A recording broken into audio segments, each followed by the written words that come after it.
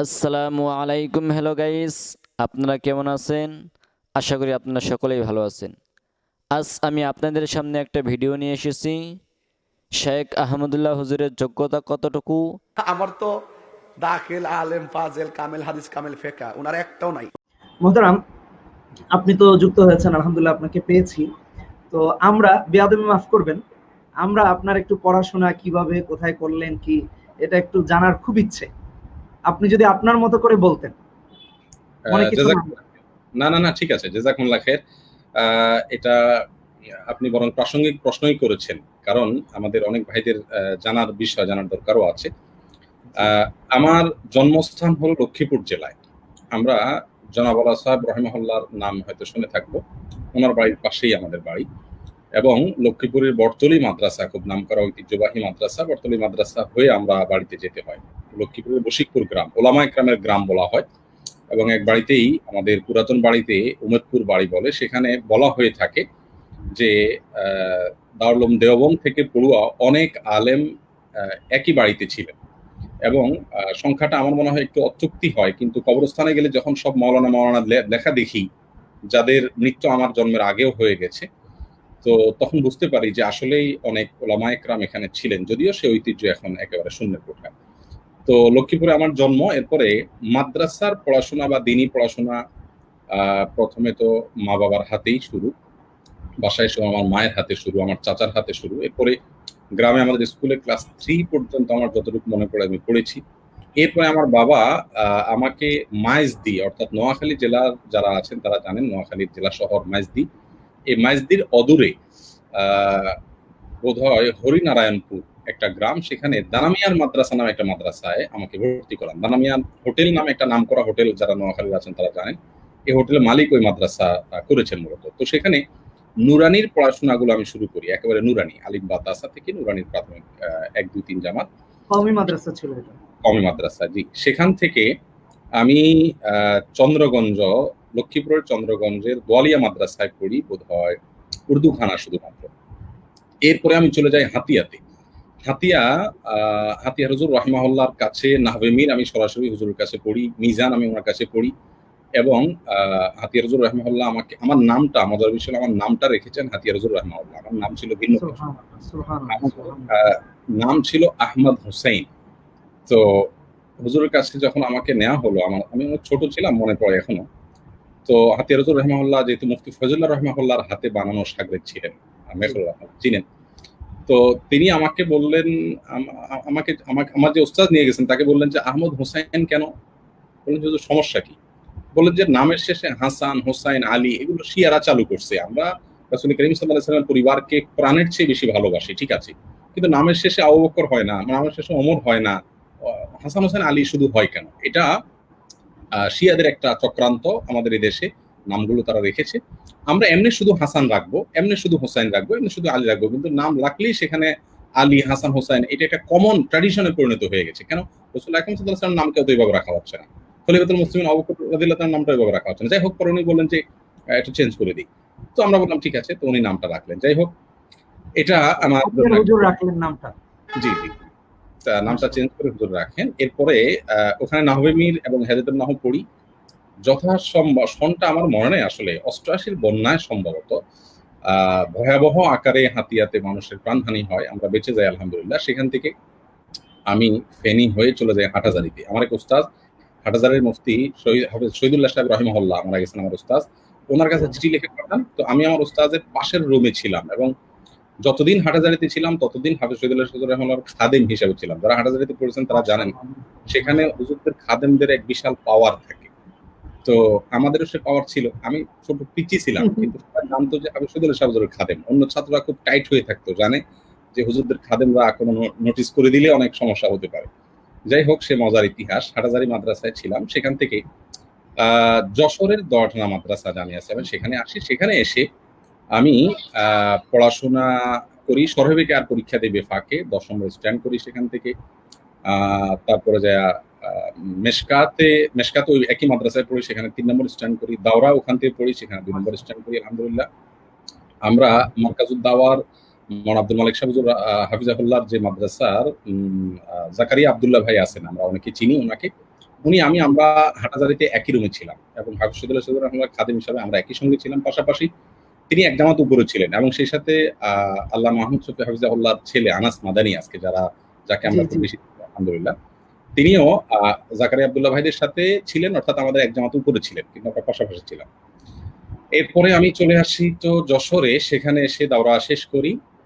দাওরা বস্তু জাকারিয়া আব্দুল্লাহ ভাইয়ের সাথে পরীক্ষা দেই। জাকারিয়া আব্দুল্লাহ ভাই নিয়মিত ফার্স্ট হয়ে থাকেন বিভাগে, কিন্তু ওই বছর তিনি অসুস্থ ছিলেন, যার কারণে তিনি 5 হয়ে গেলেন, 5 নম্বর, আমরা 2 নম্বর হই। এরপরে ইফতাপড়ি করলাম দারুল উলুমে। এ হলো মোটামুটি আমার পড়াশোনার জিন্দেগি, অর্থাৎ একেবারে শুরু থেকে শেষ পর্যন্ত কম লাগতেছে। আলহামদুলিল্লাহ। তো সাহেব, অনেক অজানা ইতিহাস আমরা জেনে ফেললাম। আর সব থেকে ভালো লাগাটা এখানে ছিল যে মুফতি ফয়জুল্লাহ রহমতুল্লাহ আলাইহির হাতে গড়া আমাদের হাতিয়ার হযরত, তিনি আপনার নামটা চেঞ্জ করে আহমদুল্লাহ রেখেছেন, আর সেই নামটাই আজকে অনেক বরকতপূর্ণ নাম। আলহামদুলিল্লাহ, আল্লাহ কবুল করেছেন। আসলে বড়দের সবকিছু আমাদের বোঝে না আসলেও তারা আমাদের জন্য অনেক কল্যাণকর অনেক কিছু করে থাকেন। আলহামদুলিল্লাহ, এটা খুব ভালো ইতিহাস আমরা জেনেছি। সাহেব, তারপর আপনি সম্ভবত বিদেশে গিয়েছিলেন। এখানে একটু বলি রাফি ভাই, সেটা হলো আজকাল ছাত্রদের সাথে ওস্তাদদের তো সেরকম কোনো অন্তরঙ্গ বা রুহানি যে সম্পর্ক দরকার সেটা কিন্তু আজকাল নাই। আমার খুব মনে পড়ে যে আমার জীবনে প্রথম মা বাবাকে রেখে ঈদ, আমি কিন্তু তখন বালেগ হই নাই, আমার পরিষ্কার মনে আছে, আমি তখন বালেগ হইনি। তার মানে তারিবুল বুলুগ, আমার হয়তো বয়স 12-13 এরকম ছুঁই ছুঁই। এই বয়সে মা বাবা রেখে হাতিয়ার মতো দ্বীপ, চারপাশে সমুদ্রের মতো আপনার ধুধু কোনো কিছু দেখা যায় না, এবং সি ট্রাক জাতীয় একটা বাহন তখন ছিল, আপনার ফেরির মতো অনেকটা, এর বাইরে আর কিছু নাইও যাতায়াতের, এবং প্রাণ নিয়ে যেতে হতো। এরকম একটা অবস্থায় মা বাবাকে রেখে জীবনে প্রথম ঈদ আমি করি হাতিয়ার ওখানে হাতিয়া মাদ্রাসাতে। আমার মনে আছে যে উস্তাজের ভালোবাসা, উস্তাজের স্নেহ মমতা এই লেভেলের ছিল যে ঈদের সময় বাড়ি যাওয়ার কথা ভুলে গেছি এবং যাই নাই, ঈদ ওখানে কাটিয়েছি। আমি না, আমার সাথে এরকম শত শত ছেলে পেলে আমার মতো 12-13 বছর বয়সে, সেই যুগের, এখনকার যুগের বাচ্চা হলো ভিন্ন কথা, অনেক সাহসী হয় এখনকার ছেলে পেলেরা, তখন মা বাপকে রেখে এখানে থেকে গেছি। এবং উস্তাজের স্নেহ ভালোবাসা যে কি জিনিস সেটা এখনো খুব কাজ করে। জি, জাযাকুমুল্লাহ খাইর। আমার মনে হয় আমাদের ছাত্র বন্ধু যারা আছে তাদের উচিত হবে বিশেষ করে উস্তাজদের সাথে রুহানি একটা সম্পর্ক যেন তাদের থাকে, সেই দিকটাকে খুব বেশি খেয়াল। আমি যদি আপনার সাথে একটু যুক্ত করি, যেমন আমাদের দেখলে অনেকে মনে করে আমরা মনে হয় এভাবেই পড়াশোনা করে মানুষ হয়ে গিয়েছি বা এতটুকু পর্যন্ত এসেছি, এরকম না। আমার মনে আছে হুজুরের কাপড় ধোয়া, বাজার করা থেকে নিয়ে হিফজখানার কথা বলছি, তারপর সেগুলোকে আয়রন করে দিয়ে রেডি করে দিয়ে, তখন বুঝতামই না। আপনি যে কথাটা বলেছেন ঠিক, হয়তো বা 10-11 বছর ছিল, তো আমাদের এই অবস্থায় আমরা এতটুকু খেদমত করেছি। আর এখনকার ছাত্ররা, আপনি যেটা বলছেন আসলে সাহস বেশি, এই সাহসটা তাদেরকে অনেক জায়গায় দেখা গিয়েছে যে বেয়াদবি পরিণত করছে, যে কারণে ইলমের ফায়দাটা নেওয়া হচ্ছে না। সো এটা উচিত না। অবশ্যই উস্তাদের খেদমত করা, উস্তাদের সেবা করা। যদি আপনি এ ব্যাপারে কিছু বলতেন ছাত্রদের জন্য। আমি আরেকটু যোগ করি একটু। আমি যখন হাটাজারিতে পড়ি, হাফিজ শহীদুল্লাহ শাহজুর রাহিমাহুল্লাহ, আমার মনে আছে ওনার ভিতরে আমি রাসূল করিম সাল্লাল্লাহু আলাইহি ওয়াসাল্লামের একটা সিফত দেখতে পেতাম, সেটা হলো আজান হয়ে গেলে হুজুর কাউকে আর চিনতেন না। রাসূল করিম সাল্লাল্লাহু আলাইহি ওয়াসাল্লামের বিশেষ কিছু হালতে তিনি আমাদের আয়েশাকেও চিনতেন না। আমরা জানি হাদিসে রয়েছে যে জিজ্ঞেস করছেন কে, বলেন আয়েশা, বলেন আয়েশা কে, বলে বিনতু আবি বকর, বলে আবু বকর কে, বলে ইবনু আবি কুহাফা। রাসূল আকরাম সাল্লাল্লাহু আলাইহি ওয়াসাল্লাম চিনতে ছিলেন না। তো আজান হয়ে গেলে তার চেহারা লাল হয়ে যেত, মানে অস্থির হয়ে যেতেন মসজিদে যাওয়ার জন্য। তো আমার উস্তাদের ভিতরে আমি সেই জিনিসটা দেখতে পেতাম। একেবারে পরিষ্কার মানুষ ছিলেন, সাদা দবদবে মানুষ ছিলেন, লাল হয়ে যেত রক্তিম বর্ণের তার চেহারা, এবং আজান হলে পাগলের মতো করে আমার মনে আছে প্রায় দেখতাম যে উনি বাবলি চুল ছিল, এলোমেলো অবস্থায় উনি হুড়মুড় করে দৌড় দিতেন মসজিদে এবং প্রথম কাতারে গিয়ে বসে থাকতেন। যদিও আজ আমরা যারা ছাত্রদের কথা যে বলছি, সে সাথে আমরা যারা উস্তাজ রয়েছি আমাদেরও ত্রুটির জায়গা রয়েছে, আমরা কিন্তু ছাত্রদের জন্য কাঁদি না। আমার মনে আছে নফহাতুল আরব কিতাব যথাসম্ভব হাফিজ শহীদুল্লাহ শাহজুর কাছে পড়েছি আমি। তো ওইটার পরীক্ষা তিনি আমার নিচ্ছেন মৌখিক হেদায়া ক্লাসের ভেতরে। তো আমি কিচ্ছু পারতেছিলাম না, একটা প্রশ্নের উত্তর পারছিলাম না, আমি হুজুর যেটাই ধরেন আমি পারছিলাম না। যখন পরপর কয়েকটা প্রশ্ন উত্তর আমি এইভাবে পারি নাই, তো আমার এখনো মনে আছে, হাফিজ শহীদুল্লাহ সাহেবকে যারা চিনেন তারা জানেন, হুজুর তখন ছেলে মানুষের মতো, বাচ্চার মতো কেঁদে দিলেন, এবং স্টেজে বসা শত শত ছেলে পরীক্ষা দিচ্ছে বসে কেঁদে দিয়ে হুজুর আমাকে বললেন যে বাবা, চিটাঙ্গা ভাষা বললেন, তুই আর খেদমত করতে করতে পড়ালেখা করিস না ফরত, ইল্লা খেদমত আর করেন না করি। খুব রাগ হয়ে গেল, আহ, নিজেকে অপরাধী মনে করলেন যে এই ছেলেটা আমার খেদমত করতে করতে। আমি মনে আছে এক বালতি করে কাপড় সপ্তাহে 2 দিন 3 দিন ধুইতাম, রান্না বাড়া মানে রান্না বাড়া বলতে ডিম টিম ভাজি করতাম, বাসার কাজগুলো করতাম, সমস্ত কাজগুলো করতাম। আলহামদুলিল্লাহ ওস্তাজের ওই সময়ে আমাকে একটা ধমক দিলেন এবং বললেন তুই আর খেদমত গ্রহণ করিব ফয়লা বালা করি করো। তো চিটাঙ্গের ভাষায় ভাষা বলার পরে আমি চিন্তা করলাম না আমার এই জায়গায় ত্রুটি আছে, পড়ার দিকে একটু বেশি করে মনোযোগ দিলাম। এরপর থেকে জীবনে ক্লাসে আলহামদুলিল্লাহ কখনো সেকেন্ড হতে হয়নি। মাশাআল্লাহ, মাশাআল্লাহ। এভাবেই আপনি আমাদের কাছে ভালোবাসার হয়ে উঠেছেন। আমাদের একজন দর্শকের মতামত আপনাকে নিয়ে, আহমদুল্লাহ ভাইকে আল্লাহর জন্য ভালোবাসি। ওনার মাঝে ডাক্তার আব্দুল্লাহ জাহাঙ্গীর রহমতুল্লাহ আলাইহি স্যারের প্রতিচ্ছবি দেখতে পাই। ওনার সবচেয়ে বড় গুণ হচ্ছে কারো সমালোচনা না করে কোরআন এবং হাদিস থেকে ইসলামের সৌন্দর্যকে তুলে ধরেন। জাযাকাল্লাহ খাইরান। আমি আর কিছু বলতে চাই না, আশা করি আপনি শুনেছেন আলহামদুলিল্লাহ। তো আমরাও এই জন্য ভালোবাসি আলহামদুলিল্লাহ। খুব ভালো কথা ভাই লিখেছেন। অনেকেই তাদের ভালোবাসার বহিঃপ্রকাশ ঘটিয়েছেন। আচ্ছা মুহতারাম, একটা বিষয় জানতে চাই, তারপর আপনি সম্ভবত বিদেশে চলে গিয়েছিলেন। জি জি জি। বিদেশে আমাদের ছেড়ে চলে গেলেন, আবার কিভাবে আসলেন? পরপরই আমি যাইনি। আমি পড়ালেখা করার পর কর্মজীবন আমার শুরু হয়েছে, বেফাকে ভালো ফলাফল হয়েছে। সেই সুবাদে দারুল রাশাদের প্রিন্সিপাল, বর্তমান প্রিন্সিপাল এবং প্রতিষ্ঠাতা মাওলানা সালমান নাদবী হাফিজাহুল্লাহ, সেখানে আরেক গল্প। আমার বাবা যশোরে ব্যবসা করতেন, ওনাদের গ্রামের বাড়িতে নলতাতে আমরা ভাড়া থাকতাম। সেই শেখে আমি হাতিয়া থাকতে ওনার সাথে পরিচয়, সে বহু আগের কথা।